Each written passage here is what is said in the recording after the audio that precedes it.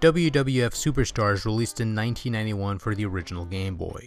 It is the first WWF licensed game to grace the handheld, and it shows. WWF Superstars is bare bones in every sense of the word. A seemingly single player only wrestling game that gives you a roster of 5 of the top WWF Superstars of the time, including the Ultimate Warrior, Hulk Hogan, Macho King Randy Savage, $1 Million Man Ted DiBiase Sr., and Mr. Perfect. Sadly, playing WWF Superstars is somewhat of a depressing experience, owing almost entirely to the fact that 3/5 of the game's roster is now deceased. Setting that aside, you have options to go for single falls or compete in a best of 3 falls contest, and you can also set a time limit for either 5 minutes, 10 minutes, or no minutes at all. And that's about it really, so if you're hoping for tag team contests or anything of the sort, then you're out of luck. Being that this is the first WWF video game on Game Boy, you shouldn't expect much out of this initial outing for that reason alone. Gameplay wise, Superstars is fairly straightforward.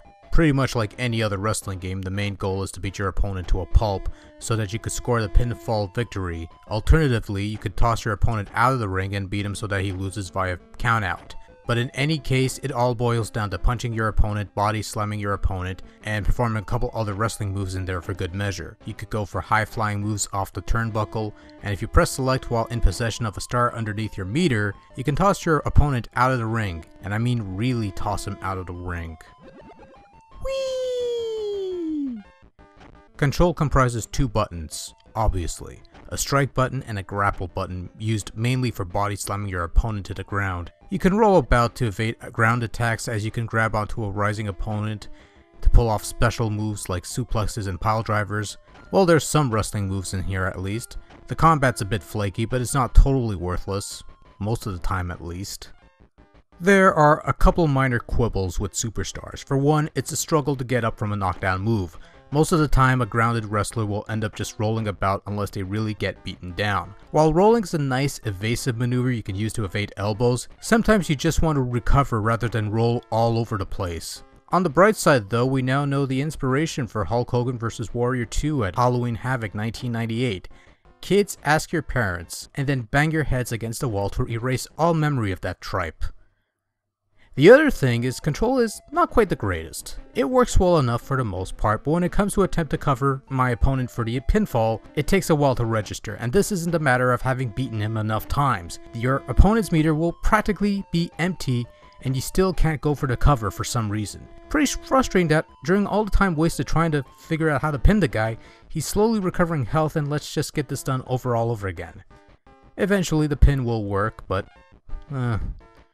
aside from those quibbles, the only other downside that comes to mind with Superstars is the overall lack of replay value because, well, all 5 wrestlers play pretty much the same way with only minor aesthetical variations in their movesets, and there's only one way of really playing the game, and once you beat the game the first time, there's very little incentive to go back and play it again outside of checking all the possible pre-match promos and stuff, you know, if you care for that sort of thing, but beyond that, there's not much else to do with Superstars.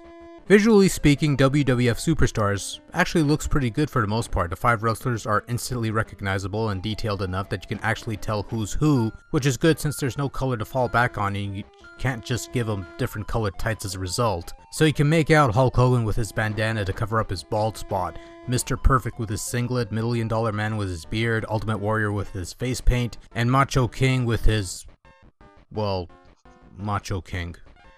The ring looks alright, the lack of a crowd is disturbing, and presentation is actually quite nice. Each match preceded by some promos and followed by closing comments from Vince McMahon back when he was an unsuspecting announcer, known for his canary blue jackets than anything else. These are rather well done, I think, and adds a bit to the game. Sound-wise, it's alright at best and inoffensive at worst.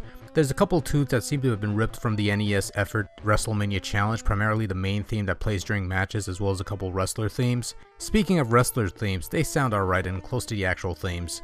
Well, 4/5 of the actual themes. I don't know what they gave Ted DiBiase. It's some weird tune. Sound effects are nothing to write home about, just your usual stock sound effects that sound alright, and that's about it. WWF Superstars is a bit of a mixed bag. Some people like it, some people don't. I'm more along the middle of the road. For a first time on the Game Boy, Superstars is actually not as bad as I thought it was going to be. It's fairly bare bones in terms of content, the control's not quite up to snuff, but gameplay in general is relatively inoffensive, the presentation's pretty solid overall, and at the very least there's some semblance of wrestling in the proceedings. Not exactly high praise, but I've played WrestleMania on NES, and trust me, this is a massive step up from that particular travesty. On a whole, WWF Superstars is neither a good game nor is it a bad one, it's just average fare. Not a bad way to kill a bus ride or anything, but not anything worth coming back to in regular intervals unless you used to really play the heck out of this game way back when. Sadly, WWF Superstars would end up being the best of its kind, as it would be followed up by Game Boy conversions of some mediocre NES games, as well as a version of WWF Raw that's been known to cause brain hemorrhaging. Still, if you want a half-decent WWF game to fiddle about with on Game Boy, I suggest giving WrestleMania 2000 a shot. That one's actually pretty good.